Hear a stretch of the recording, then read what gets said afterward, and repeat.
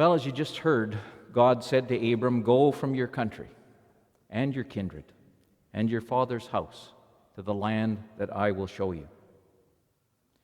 When I read that as we gather for worship today in our annual meeting, it makes me think of the journey of our own congregation. I can't imagine what it must have been like to come west in 1882, the journey from the railhead at Moose Jaw over miles and miles of prairie, finally arriving on the riverbank of the South Saskatchewan River.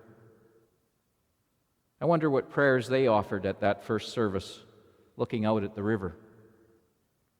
I wonder if they could have ever imagined that 140 years later people would be sitting in this beautiful sanctuary, light streaming through stained glass windows, a pipe organ to lead the singing, 2 pianos, sound systems, video streaming capabilities, and all those other things that this modern world has brought us.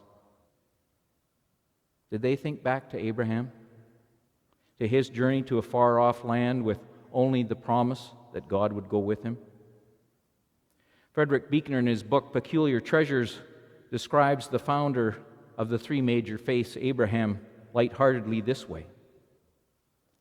He wrote, "If a schlemiel is a person who goes through life spilling soup on people, and a schlemazel is the one who keeps getting soup spilled on, then Abraham was a schlemazel. And it all began when God told him to go to the land of Canaan, where he promised to make him the father of a great nation. And he went. The first thing that happened was that his brother-in-law, Lot, took over the rich bottomland, and Abraham was left with the scrub country around Dead Man's Gulch. The second thing was that the prospective father of a great nation found out that his wife couldn't have children. The third thing was that when, as a special present on his 100th birthday, God arranged for his wife Sarah to have a son anyway, it wasn't long before he told Abram to go into the hills and to sacrifice him.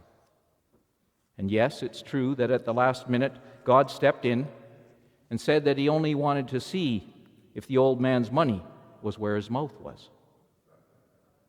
But from that day forward, Abram had a habit of breaking into tears at odd moments, and his relationship with his son Isaac was never close. In spite of everything, however, he never stopped having faith that God was going to keep his promise about making him a father of a great nation. Night after night, it was the dream he rode to sleep on. The glittering cities, the up-to-date armies, the curly, bearded kings. There was a group photograph he had taken not long before he died. It was at a bar mitzvah, and they were all there, down to the last poor relative. They weren't a great nation yet, by a long shot, but you'd never know it from the way Abraham sits enthroned there in his velvet yarmulke with several great-grandchildren on his lap and soup stains on his tie.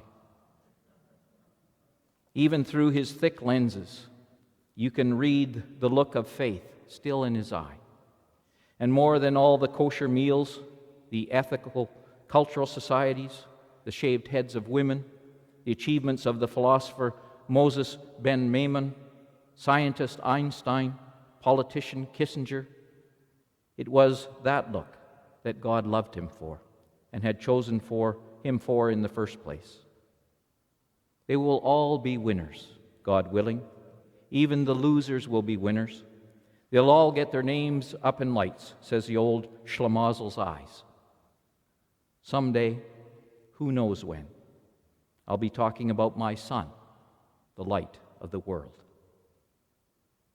Well, my hope and my prayer is that folks like John Lake and James Eby and Grace Fletcher can look down upon us with that same sense of wonder and pride that Abraham must have felt on all of us today, knowing that God continues to promise life to all of creation, not just life, but abundant life.